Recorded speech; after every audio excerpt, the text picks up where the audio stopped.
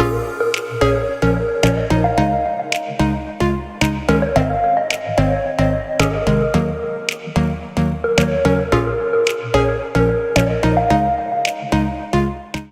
I'm George Pino with Commercial Brokers International, and I have a great guest today with one of our affiliate programs. It's Patrick Reynolds over at Crosspoint Commercial Real Estate. They are located in Covington, Kentucky, which is actually the Cincinnati MSA. A little bit larger MSA. He operates in both Kentucky as well as Ohio. And, I wanted to do a quick introduction, get to know who Patrick is, and also so you can know exactly, put a face to the person that you're going to be referring all these deals over in that area too. So, Patrick, tell me a little bit about yourself as far as, how long have you been in the commercial real estate, transactional side? Well, I like long walks on the beach and pina coladas. And no, singing in the rain. Yeah, there you go. You got it.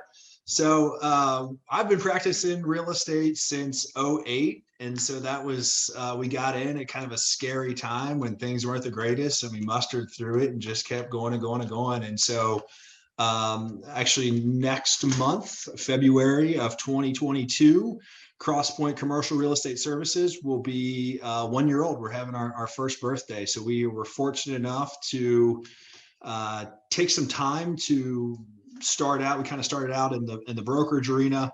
And then from there, I was recruited by to go to work for a developer out of Texas, and I was overseeing Dollar Generals and Caliber collisions all throughout the country. And so I'm married, 2 kids, and our kids are of the age where they still want to spend time with my wife and I. And so having to go out and look at real estate, kind of check on jobs all throughout the country was taking time away from our family. And so I turned to my wife. I said, call me crazy, but we've done the brokerage deal for 7 years, worked for a developer for 1.5 years. I feel like we can kind of do this. And so here we are. And it's been a really good year for us. We were fortunate enough to have the ability to leverage the relationships that we had over the years and kind of call on those, and in some regards kind of pick up where we left off. So yeah. Yep. No, I completely understand quality of life with the family and everything else. And the nice part is, we opened up our own. I've been in the business now for 34 years. And but we opened up, Joe and I, my business partner, we opened up our company right before 2008 and in 2005, and we had a couple of great years to start off with, but then it hit. I can tell you that the people that went through that 2008 2009, it was nothing I'd ever seen in my entire career, but you learned quite a bit from it.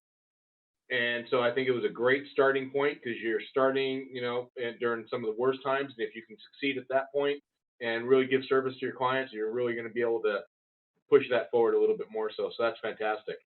Yeah, it's kind of funny you say that, George, because people would ask if I was crazy. You're going to open up a real estate firm in the middle of a pandemic. And I was like, look, we started during the great financial crisis. So I feel as if we could kind of learn and weather and grow from that, then we should be okay. And God willing, we have been. So we're very, very blessed, very fortunate for that. Yep, absolutely. And you know what? We're going to come back to that a little bit. I do want to get a little bit of information about your submarket and kind of what's been happening with the pandemic and that, but I'm going to do that in a little bit later. One thing I did want to say is that, with your background in the development side and on the retail side, you're definitely, you're the company that you started, your full service brokerage company. But let me ask you, who are, if you had the perfect client right now that, let's say I had someone I wanted to refer out to Cincinnati or over in Covington, Kentucky, who would be the good client for you that kind of fits your wheelhouse? Yeah, good question. So having a background in retail and retail development, we were on a call yesterday. A guy just bought a shopping center, has an outlot, didn't know what to do with it. 2 phone calls later, we got him an LOI. And so, that's not, I mean, I don't want to set the wrong expectation, but because we have that lineage and have the ability to know very quickly who's not there, and kind of who to call to make sure that they might want a presence there. We do a lot of investment sales. And so the fundamentals of underwriting the single bays or the junior boxes, and how that all kind of builds on top of each other to bring a portfolio to market or bring an asset to market is helpful. So it has grown, it has evolved. Back in the day when I was wet behind the ears, we were just doing, Sally Beauty Supplies and, T-Mobile deals, right? And loving every second of it and working way too hard. But, we've kind of learned and understood how all those tenants add up, and then to put a value on that. So if somebody's looking to place funds, great, we're happy to help try to find them a home. Right now, locally, regionally, nationally, there's just been a shortage of quality assets to buy. So it's not necessarily, hey, I'll sell. It's find me something to buy before I want to take anything to market right now. And so we're seeing and hearing that all over the country. That's just not specific to our region. Yep. No, we're seeing that as well. And one thing I love what you said is kind of like with your background, you're actually able to add value to, quite a bit to investors, especially if they're newer investors coming in, because you can actually kind of formulate a complete investment horizon as far as, we're going to acquire this property, we're going to help you with repositioning it, bring in potential tenants, maybe add an out parcel. And so I love that way to look at it. A lot of brokers don't necessarily add that kind of value to their clients. And I think that speaks a lot more volumes and is a lot more valuable than just finding a property or finding a tenant. Being able to think and fit it to the right goals for the client, and actually create value, which I think is fantastic. So, with that in mind, let's talk a little bit about your current market conditions overall within the actual MSA. Kind of what you're seeing, what you have seen. We touched a little bit on it, but really going back, you've seen a lot of changes in the last 2 years, I'm sure. But from one thing that I've seen in my experience has always been that as much as things change, things still remain the same. Are you kind of seeing that in your submarket as well? George, you froze there for a good 45, 55 seconds. So I kind of lost you on the whole. You left it adding value. So I don't know if you want to benchmark that and then. Absolutely. No, we'll get that in. I'm looking at a timing. Okay, and then I'll have that edited out at 11:45 a.m. Yeah. So, all right. Keep going. Yeah, you're good. Well, now we're going to start up right again here, and Sammy, when you hear it, this is where we're going to start up after from the freeze part. Okay. So, as I was saying, I love the fact that you can add the value to your clients with your development background. I think that is so important, and it actually makes you really stand out compared to most other brokerage and brokers, for that matter, that on the transactional side, they're just chasing the deal. So, that's fantastic. And with that in mind, actually, we talked about this just about a minute or two ago, about kind of current market conditions, what you've experienced during the pandemic, opening up during the pandemic, which is a very brave move. But I love the fact that you had the foresight and be able to see that and you planned it out. I think that the great thing about commercial real estate is no matter what the current market conditions are, there's always opportunities. And I think you're proving that point by being able to open up and grow. More importantly, grow very quickly during the pandemic. So, tell me a little bit about your current market conditions in your MSA. One thing I've noticed across the nation is kind of like as much as things change, things always remain the same. Sure. So, are you seeing that a little bit also in that, the Cincinnati MSA? Yeah. So we have conversations, locally, whether I had coffee with some bankers this morning, conversations like this more nationally and regionally, and it seems to be, to your point, things change and then it kind of stays the same. Our incubators of economic growth have done a phenomenal job here with bringing larger companies. Amazon has just opened their largest kind of air hub at the regional airport or the international airport here. And so that has helped to sell things because you're getting calls or having conversations from people that you would never have thought to have talked about this part of the country. So we would go to conferences, and if you weren't in LA, to your point, or if you weren't in Chicago or Miami, it was a cornfield and it was a flyover. And so we were okay.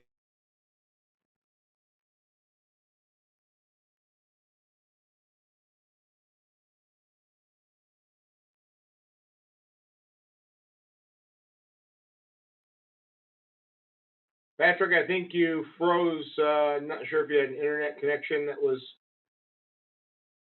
Manufacturing chips. Oh, you froze quite a bit there for about a good. In Ohio? Did I lose you? Can you hear me, Patrick? You froze for about a good minute, and you're frozen again.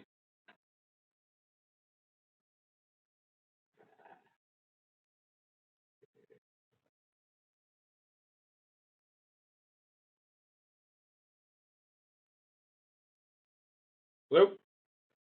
Hello?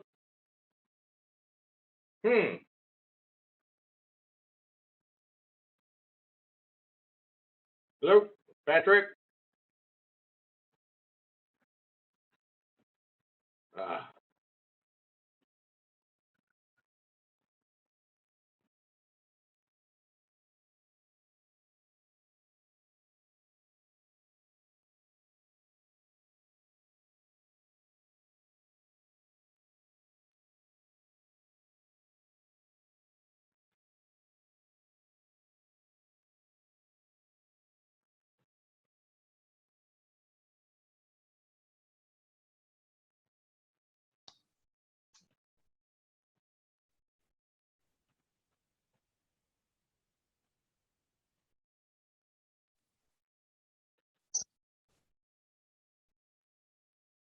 Hello? Oh, there you are. Good Lord. I don't know what happened. You lost you for like a good minute. I was trying to get in. Not sure if it's a Zoom issue or whatnot. I'm trying to remember exactly where we lost you. Well, you know what? Why don't we do this? Just maybe talk a little bit again about the MSA, because it was right in the middle of that, and then we can edit that part out. So we're going to go that route, and then we can wrap up from there. Yeah.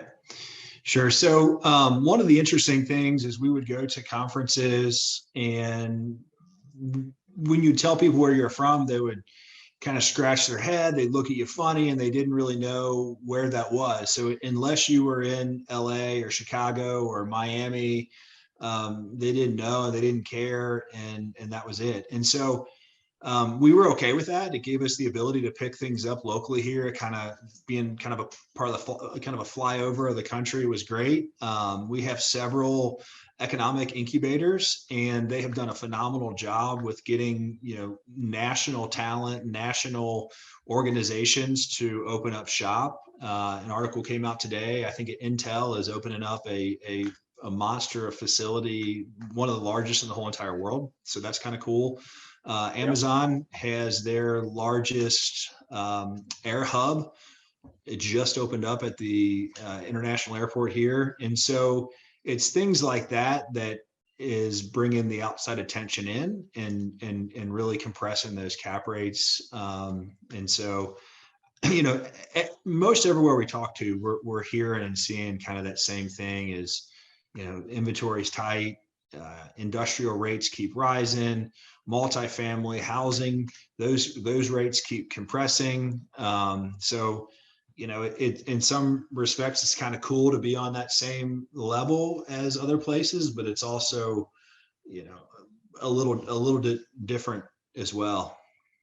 Yep, it probably creates a little bit more challenges trying to find the right, opportunities that you can really come into. And I think kind of seeing that a little bit across the nation. I think it's gonna change a little bit this year, especially with interest rates going up and inflationary pressures. But you're absolutely right. I think it's good to see that within the industry itself, all the interest and all the people that are coming in with investments and growth. So that's great. So um, I'm going to ask one final question. It's probably the most important. Sure. What's the best way for someone to reach you if they had a referral or had questions regarding your market? Our website has all of our contact information on it. It's pretty simple. It's crspt.com. You can email us, you can Yep. call us. We are pretty old fashioned in the respect we like to sit down, have a cup of coffee and learn and understand about your goals and how we can help you achieve them. So get out there and meet Absolutely. the All right. people. Well, we'll make sure that we put that on there and on here as well with some links and look forward to working with you in the future as well. We'll see you in Hawaii real soon. Absolutely. Absolutely. I'll be there. All right. Thanks. Take Thank you care, so Patrick, much. and thank you so much for joining us today. Appreciate it.